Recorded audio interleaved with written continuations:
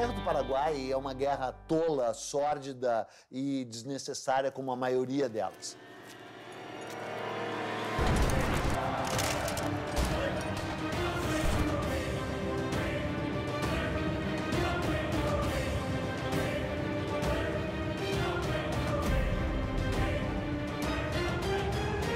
Numa guerra, a primeira vítima é a verdade.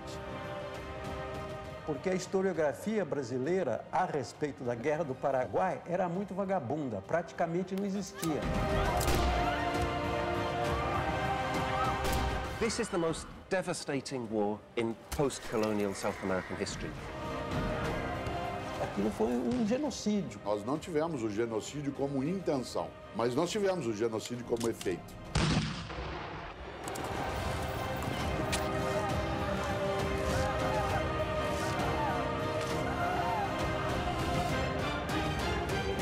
História é escolha.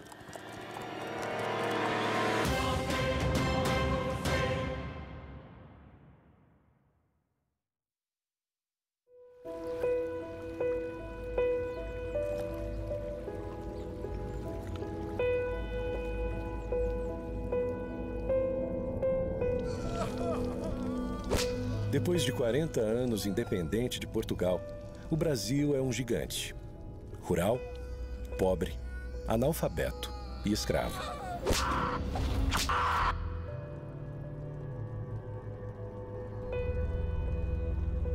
Um país escravocrata, um país selvagem, analfabeto, de hábitos tolos. Um país tem escravos, tem muita aristocracia. Um país com uma dependência, uma pobreza muito forte, com condições de saúde pública inexistentes e sem escola. É que tem aquela tese de que o Brasil tem uma história mansa e pacífica, né? Que o Brasil é a terra do homem cordial.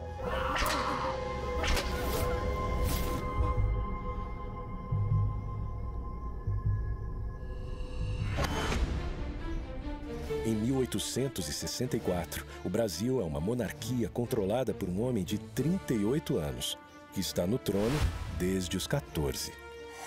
Dom Pedro II. Apresenta-se Dom Pedro como um homem muito culto, mas ele é um homem muito despreparado. Quer dizer, você vê que é um homem a quem falta polimento, né? A quem falta todas as normas de civilidade. É um caipirão brasileiro. Pedro é um homem que tinha ideais e projetos, mas de fato não tinha vocação de governo. O Brasil enfrenta uma grave crise econômica e o sul do país começa a trazer notícias preocupantes. O sul do Império Brasileiro faz fronteira com 3 repúblicas: Uruguai, Argentina e Paraguai. O Uruguai está em guerra civil. Brasil e Argentina se unem para colocar o uruguaio Venâncio Flores no poder, beneficiando os comerciantes de Buenos Aires e os fazendeiros gaúchos, só que bloqueando a saída do Paraguai para o mar. Dejaba prácticamente sin chances al Paraguay en el sentido de poder contactar con el mundo exterior, recibir aprovisionamiento, Which would simply straggle our exports. Com esse novo cenário, o Paraguai, para usar a Bacia do Prata, precisa negociar com as 2 maiores potências da região. Paraguay o estaba con Argentina contra Brasil o con Brasil en contra Argentina, pero nunca al mismo tiempo con las 2 potencias mayores de la región. O Paraguai é governado por um também jovem de 32 anos, Francisco Solano Lopes. Francisco Solano López estaba convencido de que tenía un destino muy importante, ¿verdad? Que en este caso era salvar a la patria de la deshonra. Era una persona con una inteligencia, con un talento literario considerable. Era una persona preparada para un cargo difícil. Mariscal López, and very proudly so, is my great-grandfather. Sem dúvida, ele era um sujeito inteligente, perspicaz, ambicioso. Era um homem muito controverso. E dentre os mitos da guerra, um deles é de que o Solano Lopes era um estadista com uma visão extraordinária de um grande Paraguai. A very highly educated person. Evidentemente que ele teve alguns méritos, mas acima de tudo ele era um ditador. E era um ditador eventualmente obcecado. López era una persona que no sabía nada de economía. Como Luis XIV, ¿verdad? L'état c'est moi. Había conocido la corte de Inglaterra, la corte de Napoleão III. O Solano Lopes era um grande louco da América do Sul. Ele tinha sonhos de ser um Napoleão. This was a leader who had a certain vision of Paraguay. He had a certain vision of his own wisdom and his own strength, which was quite divorced from reality. Mas tu quer me dizer que o cara ia criar um paraíso na Terra, o Solano Lopes? É uma piada, né? The war had one commander from the beginning to the end on the Paraguayan side. O Solano Lopes havia arregimentado as suas forças, dando-lhes a certeza de que lutavam pela liberdade, por uma causa justa e pela pátria. Então isso fazia com que eles fossem indômitos. He conducted the adventure as a military adventure. Nos últimos 10 anos, o Paraguai fez seu exército crescer de 10 mil homens para quase 100 mil combatentes. Construiu uma linha férrea, a primeira da América do Sul, para ligar a capital a um campo militar. E também a primeira linha de telégrafo para se comunicar com a sua principal proteção no Rio Paraguai, o Forte de Humaitá.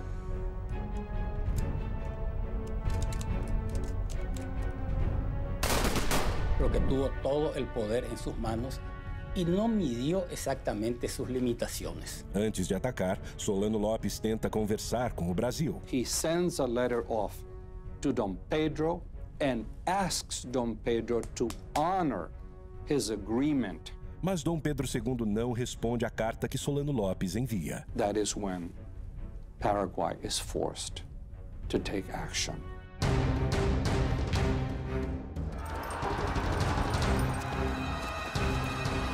Pela primeira vez em sua história independente, o Brasil tem seu território invadido.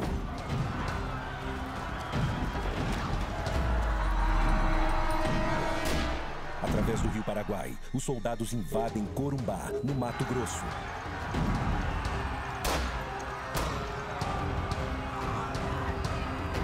De hecho, los paraguayos cometieron abusos en territorio brasilero y argentino. O exército paraguaio avança, deixando um rastro de destruição por onde passa. Os generais levam junto as suas esposas, que aproveitam para saquear as casas no caminho. Os invasores paraguaios do Mato Grosso saquearam, levaram a população civil forçada para Assunção, porque o Mato Grosso estava indefeso. Você não tinha força do exército do Mato Grosso.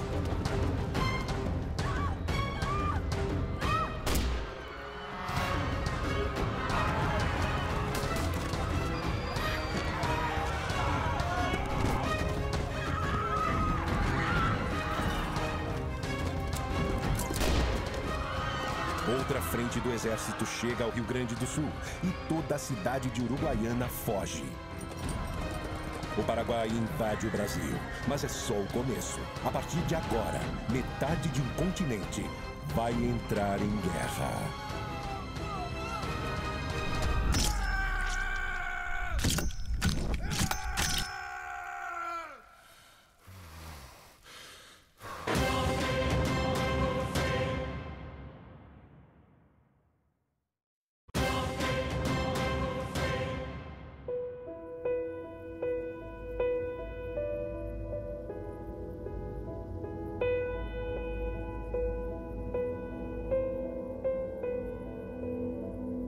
Pressionado pelas tensões políticas do Rio da Prata, Solano Lopes está em guerra com o Brasil. Em 12 de novembro, ele sequestrou o governador do Mato Grosso que passava pelo Rio Paraguai. E no final de dezembro, invadiu, saqueou e dominou cidades do Mato Grosso e do Rio Grande do Sul.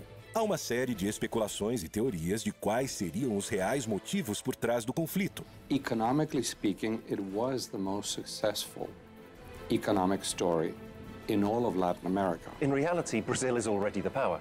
In terms of population, in terms of economy, in terms of resources, Brazil is the power. There was no balance of power. A mí me parece que Paraguay era un mal ejemplo y era un lugar donde no entraban. A história mais maluca de todas da Guerra do Paraguai é esse mito de que o Paraguai era uma potência em crescimento.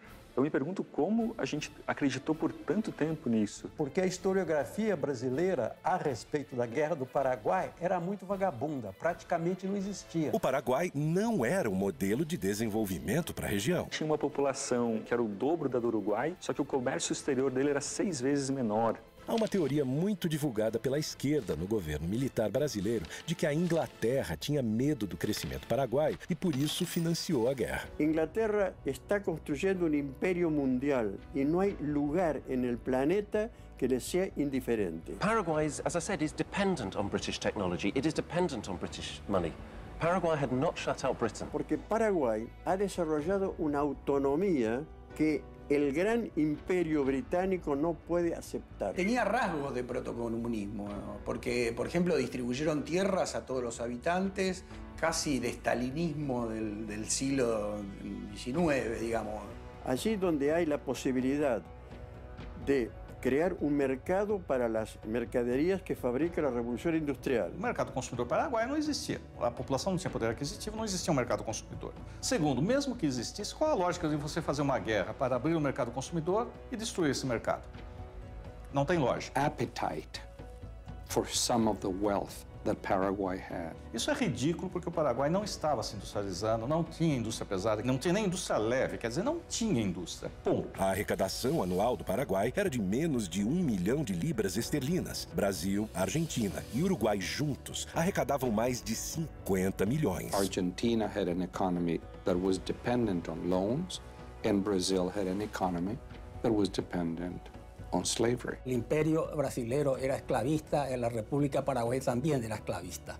Solo que había menos esclavos en el Paraguay, un porcentaje menor de la población. Há também outra versão que coloca Solano Lopes como louco, um Napoleão das Américas. O Solano Lopes, ele tinha delírios megalomaníacos. Ele queria fazer um grande Paraguai, pegando parte do Brasil, parte da Argentina e Uruguai. All decision-making in Paraguay was centered upon himself. Os únicos papéis, documentos que a gente tem da época mostram que a Inglaterra tentou conter as maluquices do ditador Solano Lopes. Tem um Solano Lopes que é o ditador. Mas tem um Solano Lopes que é um ditador e que age com uma racionalidade. A Inglaterra não financiou a guerra. Tampouco o ditador paraguaio era louco. Invadir o Brasil é a opção que Solano Lopes encontra para negociar com o gigante vizinho. Na época, você atacava um país e a vitória era conquistar a capital inimiga. Obviamente, era inviável ao Paraguai conquistar o Rio de Janeiro. Solano Lopes manda seu exército tomar o sul do Mato Grosso, região que quer anexar ao território paraguaio, e o Rio Grande do Sul, para chegar até o Uruguai. Assim, ele tem mais força para negociar com Dom Pedro II e restabelecer a sua saída para o mar. Se ele não invadisse o Brasil, ele não teria causado a guerra. Só que Dom Pedro II não se rende. E em vez de negociar com Lopes, procura Bartolomeu Mitre, presidente da Argentina, e Venâncio Flores, presidente que colocou no poder no Uruguai, e forma, em 1º de maio de 1865, a Tríplice Aliança entre Brasil, Argentina e Uruguai. La Triple Alianza no quería saber absolutamente nada. Había que liquidar a Solano y lo que él representaba. Agora, oficialmente sozinho, Solano Lopes tem duas opções: negociar uma trégua e recuar sem derramamento de sangue, ou atacar os navios brasileiros que bloqueiam a sua saída para o mar. 11 de junho de 1865, Corrientes, Argentina. Começa a maior batalha naval da história da América do Sul. A formação dos estados na região da Bacia do Prata é a grande causa da Guerra do Paraguai. A Bacia do Prata é constituída pelas águas dos rios Paraguai, do gigante rio Paraná, que vem do Brasil, e do rio Uruguai. O grande problema de Solano Lopes nesse momento é que os navios brasileiros comandados pelo almirante Barroso bloqueiam sua saída para o mar, o que causará a morte econômica do Paraguai. Então o Paraguai vai ser um prisioneiro geopolítico do Porto de Buenos Aires, aliás, até avançar no século XX. A esquadra brasileira protege o Rio Paraná com 9 navios de guerra, totalizando 58 canhões e 2.000 homens. O Paraguai só tem um navio de guerra, mas improvisa e adapta outros 8 navios mercantes com bocas de fogo. Lopes conta ainda com 6 balsas chamadas de chatas. O formato dessas embarcações é uma vantagem, pois os canhões ficam no mesmo nível do rio e fora do alcance da artilharia brasileira. Foi mesmo um jogo de xadrez aquático ali, que o Paraguai fez a aposta errada e foi uma guinada nos rumos da guerra, né? 9 navios brasileiros na margem do Riachuelo. 9 navios paraguaios se preparam para a emboscada. O Paraguai prepara canhões na margem do rio e a ordem de Solano Lopes é que seus soldados invadam os navios e capturem a esquadra brasileira para o Paraguai. O Paraguai tinha que acertar 100% e o Brasil errar 100%. Então os navios estavam imobilizados. Vira o jogo para o Brasil. Inspirado pelo Ariete, uma antiga máquina de guerra usada para romper muralhas e fortalezas, Barroso aproveita as embarcações brasileiras revestidas de aço para estraçalhar a esquadra inimiga. Ele parte para cima dos vapores paraguaios e muda o rumo da batalha.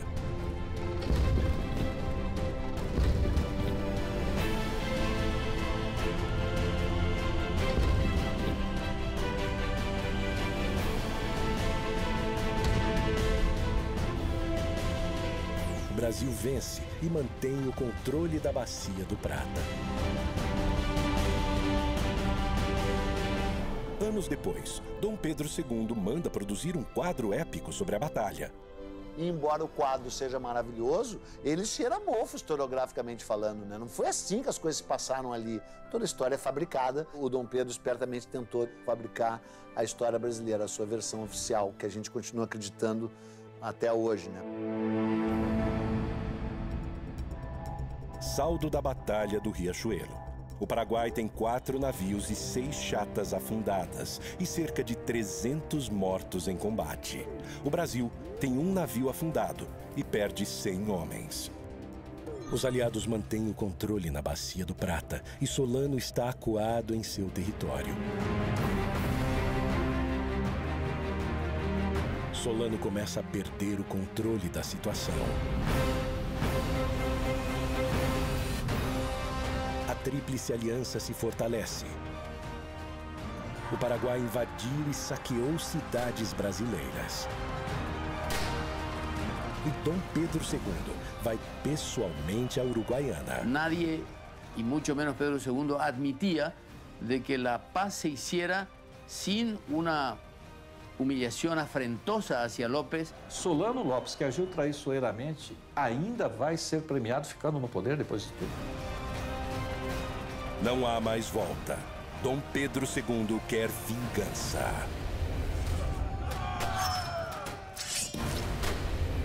Quem vai invadir o Paraguai agora é o Brasil.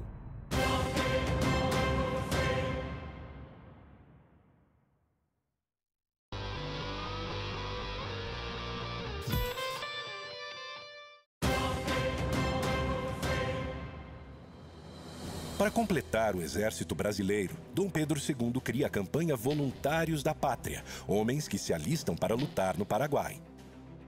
Então, além de tudo, é uma guerra lutada por ex-escravos, escravos libertos, indígenas e voluntários da pátria, né? Porque voluntários da pátria é uma piada sensacional, né? O próprio imperador se nomeia voluntário da pátria número 1. Mas todos esperavam que fosse uma guerra como tinha sido sempre, né? Durava alguns meses e aí acabava. Quando a guerra se estendeu, as condições difíceis, não tinha perspectiva de fim.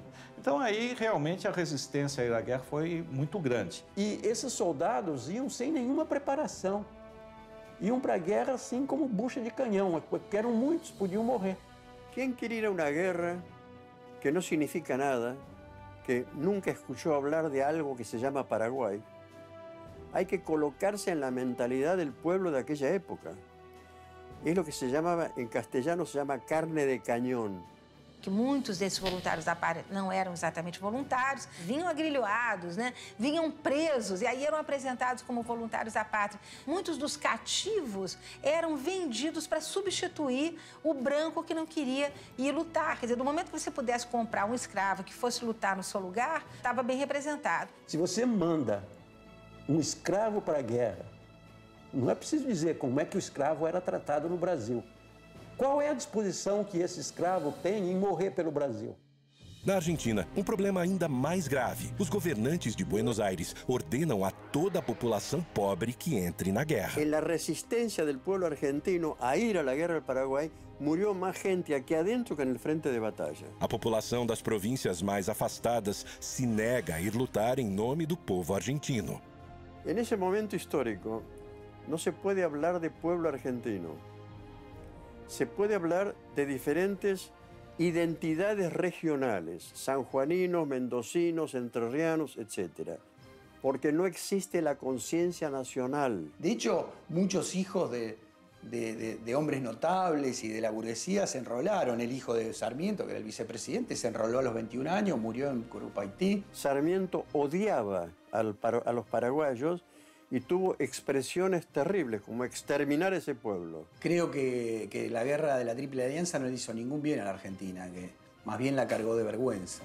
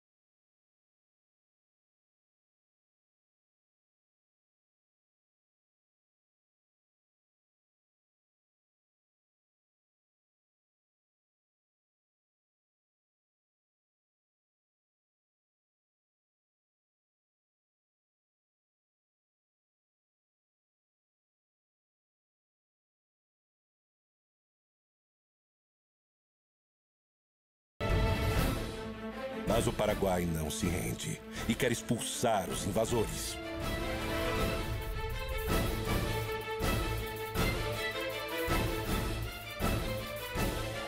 É fundamental em qualquer operação militar, seja no século XIX ou hoje, você conhecer o terreno que você vai agir.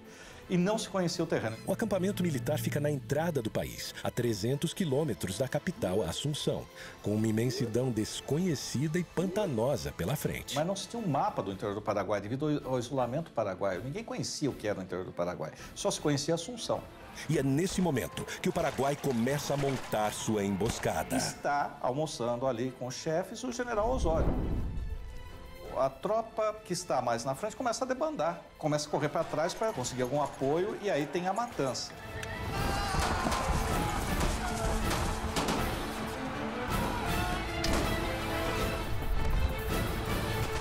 24 de maio de 1866. Os paraguaios invadem o acampamento brasileiro.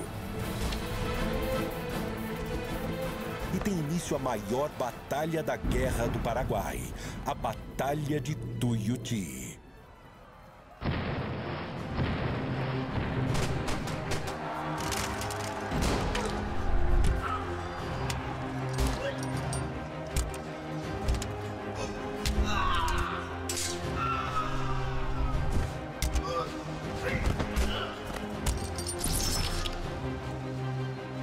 Com o ataque surpresa, o Paraguai leva vantagem no início do confronto.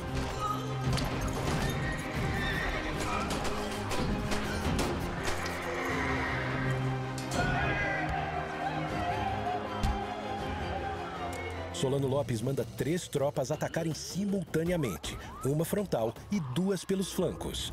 E o Osório, que tinha essa capacidade de liderança, era muito admirado pela tropa. Ele está sobre um cavalo em meio a nuvens de fumaça, em meio a barulho de explosões, a gritos, a gente morrendo. Ele consegue mobilizar, mandar um batalhão para cá, outro batalhão para lá, com a visão militar, ou seja, esse batalhão vai e vai ser sacrificado.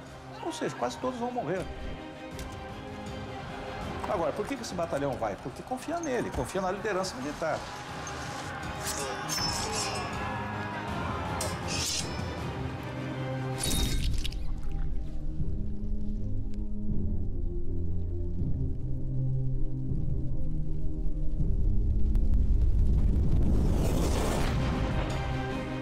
Então ele consegue distribuir e consegue reverter a guerra. O centro da resistência aliada vai ser os canhões da artilharia que estão colocados um pouco à frente do quartel-general.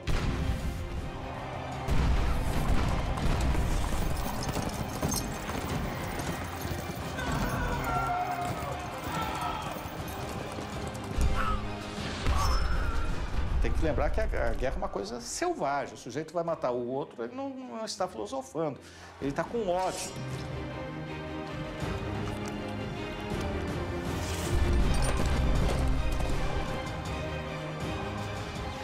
Mas ali, morrendo no charco, morrendo no pântano, chafurdando, literalmente chafurdando, estavam povos e etnias que não tinham nada a ver com aquilo diretamente.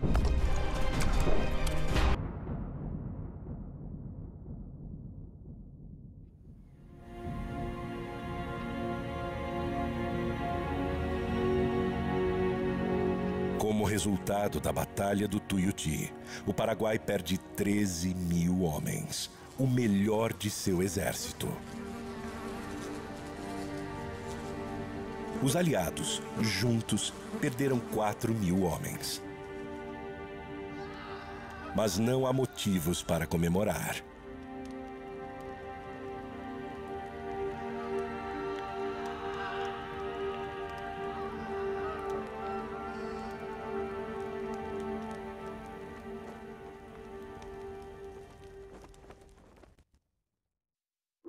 Setembro de 1866. O Brasil continua acampado em Tuiuti e o Paraguai se protegendo no quadrilátero em volta da fortaleza de Humaitá. O Brasil teve que lutar contra uma fortaleza que ele próprio tinha construído para os paraguaios, né? E que se sabia inexpugnável. A fortaleza de Humaitá é a grande proteção do Rio Paraguai. Para chegar em Assunção, é preciso passar por ela.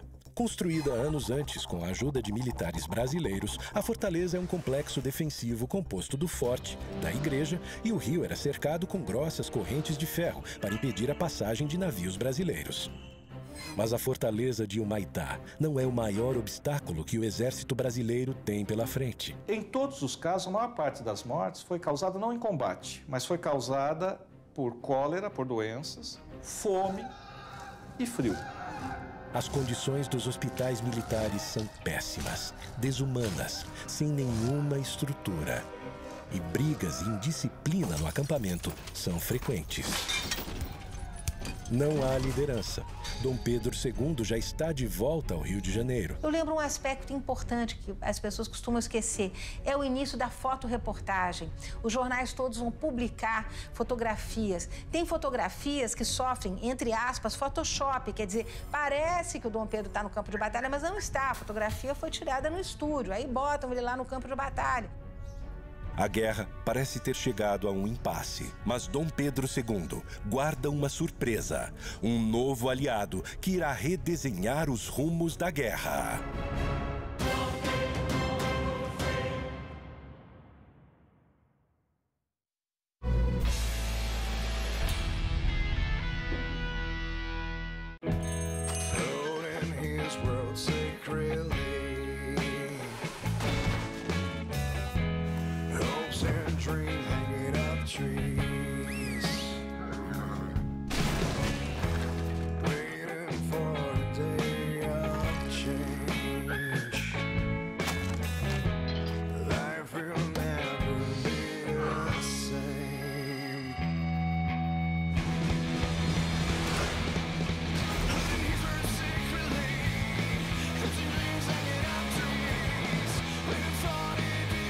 O desejo de todo casca-grossa é ser uma L200 Triton.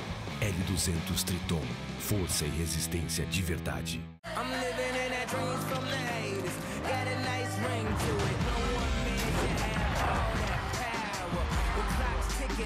Invictus, fragrance for men by Paco Rabanne. Esta é Clara. Aprende inglês por internet com Open English, quando e onde ela quer.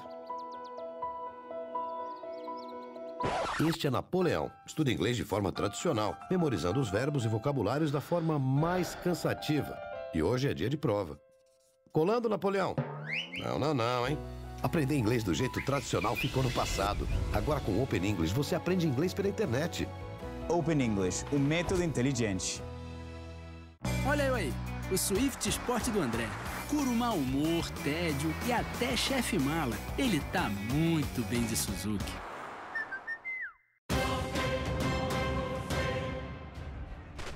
Dois anos de guerra. O Brasil continua preso em seu acampamento e o Paraguai se fortalecendo em Humaitá. As condições do exército estão lastimáveis. Vai entrar em cena o maior militar brasileiro da história. É um homem que se transformou no único duque que o segundo reinado produziu. Duque de Caxias. E aí ele chega para pôr ordem na casa. E a primeira coisa que ele tem que fazer é restabelecer a disciplina. Por exemplo, os hospitais estão lotados, mas todos estão feridos. Aí ele descobre que um terço que está lá está simulando doenças. O Duque de Caxias dizia para quem quisesse ouvir que o exército brasileiro não tinha armas, estava despreparado e ia enfrentar um clima totalmente hostil. Os que foram para a guerra eram civis e contra a vontade em grande parte. E não tinham experiência militar. Então Caxias teve que treinar civis para a guerra, em plena guerra com o inimigo na frente. E ele vai remontar, vai disciplinar o exército, vai rearmar o exército, vai inovar. Para observar as posições paraguaias, Caxias manda trazer dos Estados Unidos balões de observação usados na recém-acabada Guerra Civil Americana. E o projeto mais ousado de todos, usando prisioneiros paraguaios, ele improvisa uma locomotiva e um trilho de 25 quilômetros de extensão para auxiliar na logística da guerra.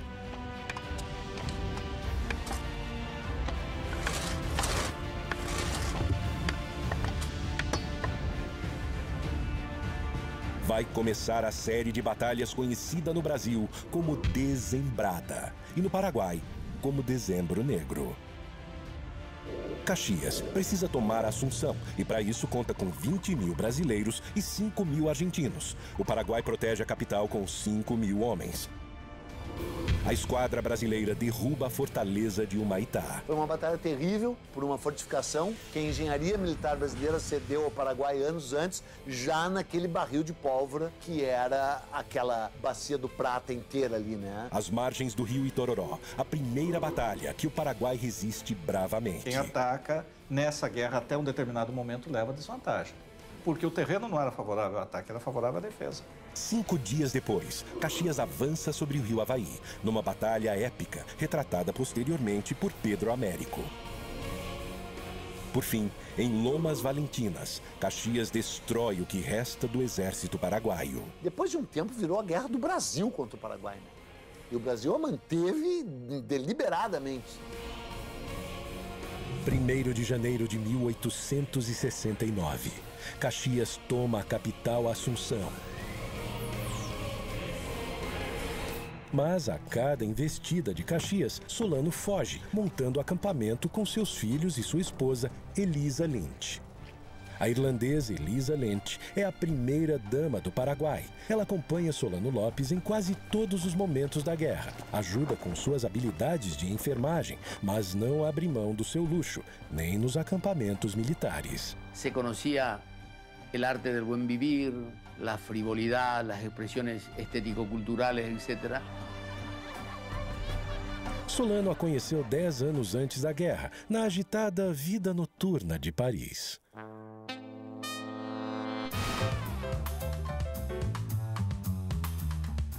Solano Lopes era o jovem diplomático mais rico em Paris.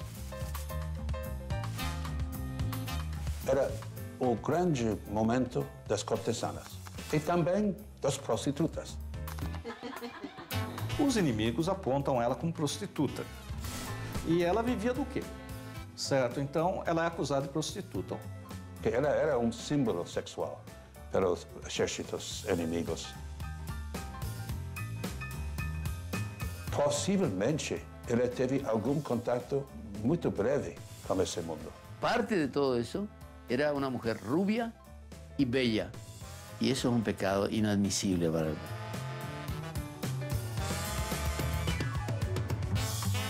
Até onde a gente sabe, Solano Lopes não teve uma relação de fidelidade com ela, não foi uma relação de monogamia.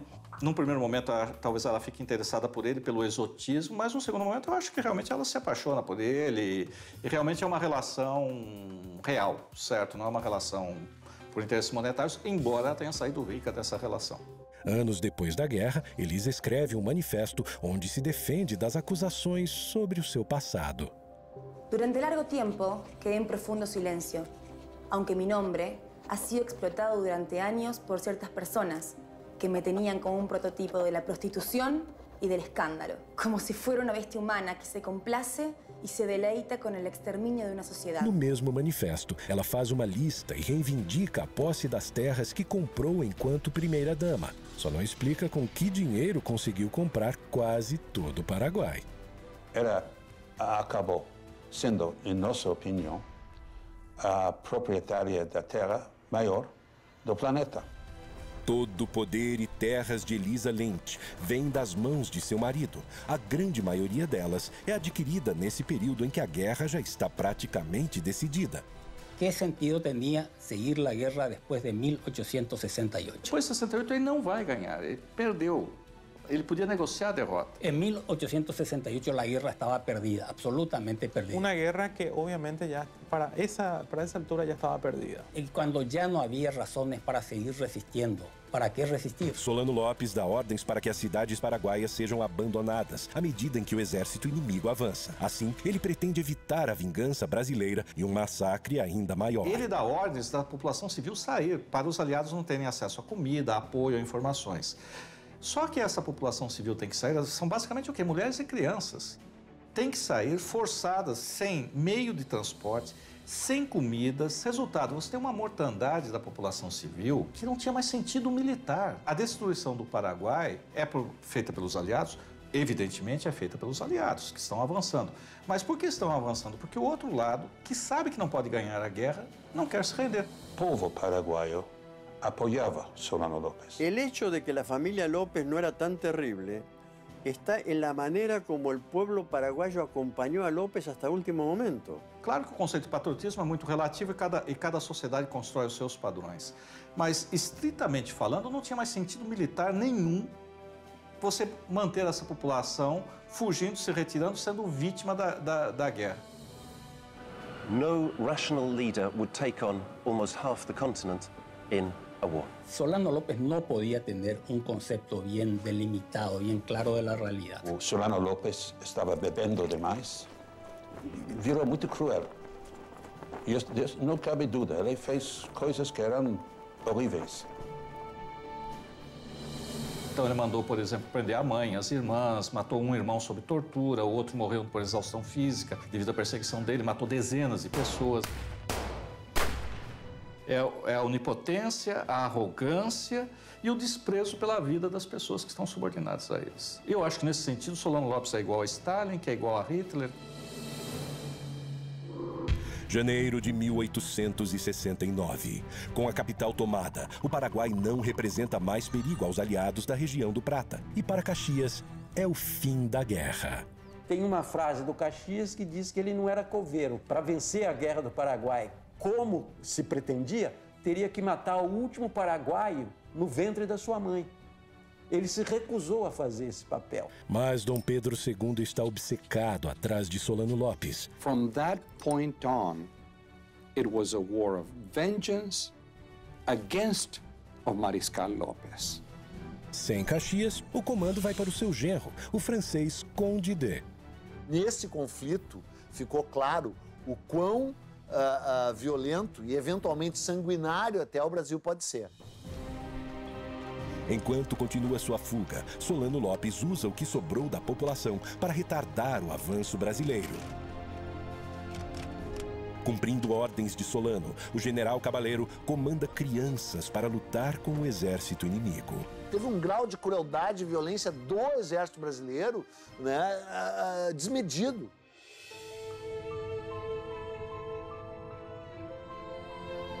Y porque ella era la última reserva, no tenía más hombres. Paraguay no tenía hombres.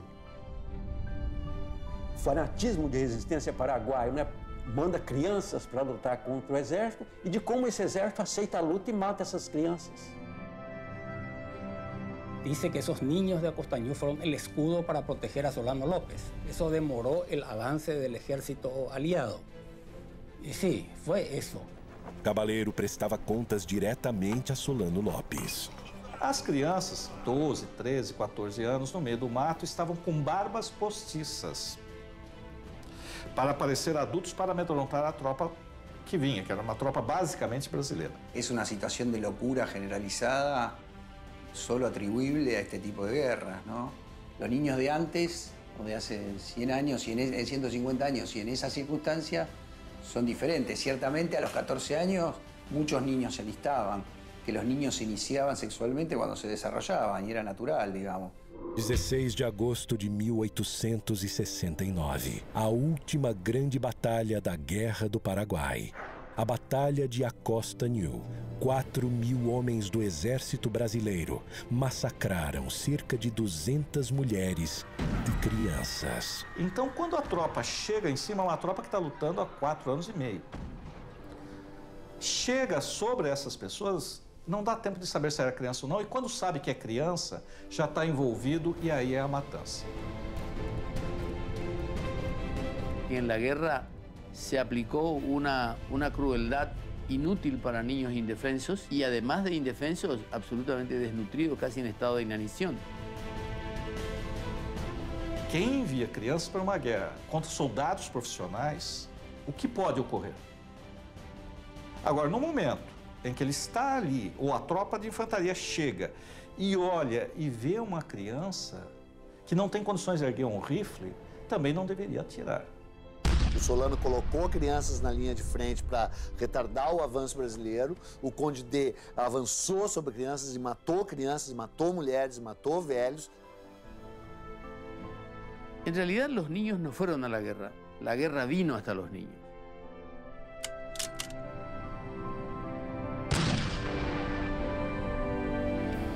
Só há culpados, não há inocentes nessa história aí, né?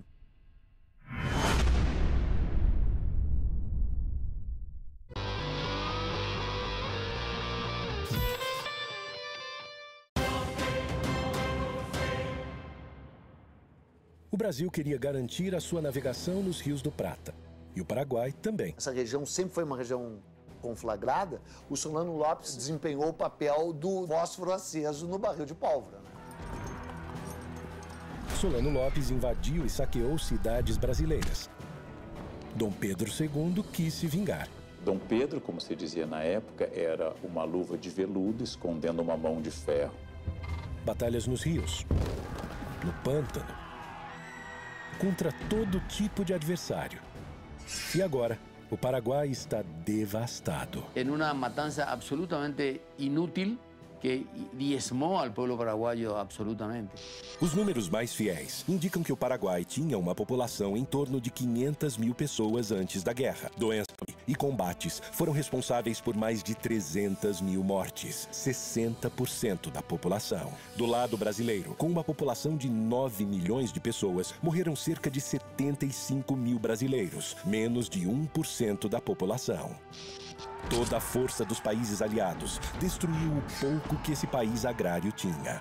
O nosso exército cometeu aquilo que eu chamei de genocídio. Tecnicamente pode até não ser, mas na prática, no sentimento que a gente tem e nos números da mortandade provocada, aquilo foi um genocídio. Olha, genocídio é forte demais, né? Embora se assemelhe a isso, né? Genocídio é uma coisa. Massacre é outra. Fue realmente una catástrofe demográfica. Estamos hablando de 300.000 personas, ¿verdad? 3 de cada 5 paraguaios murió a lo largo de 6 anos. Quer dizer, o Paraguai é o maior perdedor, sem dúvida nenhuma. História é escolha. Chamar de genocídio dependerá do momento. Usá-lo com propriedade, no meu entender, em relação à Guerra do Paraguai. De onde foi a intenção, jamais. Onde nós chegamos, sem dúvida. Para a conquista ser completa, Dom Pedro II ainda precisa encontrar Solano Lopes. Mas sua busca está próxima do fim. 1º de março de 1870. Acampamento de Cerro Corá, norte do Paraguai. Porque a ordem que o imperador tinha dado e o objetivo da guerra não era matar o Solano Lopes, era retirá-lo do poder. In a very macabre scenario on the battlefield of Cerro Corá. É um caos ali, fogo, fumaça, gritos, é tudo muito rápido. Ele tenta fugir a cavalo. E o Chico Diabo, né, o nosso cabo, lançou. O cabo Francisco Lacerda fere a virilha de Solano Lopes e um tiro brasileiro mata o seu filho, Pantito Lopes. Elisa Lynch se enrola em uma bandeira britânica e consegue sobreviver. Foi fácil identificá-lo porque ele era o único gordo. São os últimos momentos de Solano Lopes. E aí, segundo a descrição do general Câmara, Solano Lopes está no riacho, ele dá ordem para que ele se renda. Solano Lopes pega a espada e diz que não se entrega e morre com a sua pátria. E um soldado, quando viu Solano Lopes erguer a espada, deu um tiro. Ele já estava mortalmente ferido, mas o tiro vai levá-lo à morte.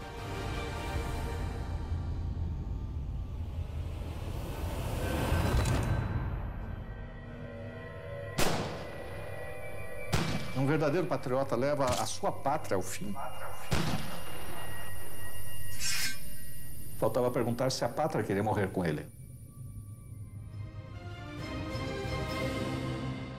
E chega ao fim a Guerra do Paraguai. General Câmara leva a honra de capturar o ditador. Também leva a irmã de Solano Lopes e tem com ela uma filha. General Bernardino Cabaleiro agora se alia aos brasileiros, passa um tempo morando no Rio de Janeiro e volta para ser presidente do Paraguai, fundador do Partido Colorado, o mesmo partido que em 2015 governa o Paraguai. Elisa Lynch é bem tratada pelo exército brasileiro, volta a Paris e morre anos depois, sem conseguir recuperar suas terras. Hoje, Elisa é Madame Lynch, heroína do povo paraguaio.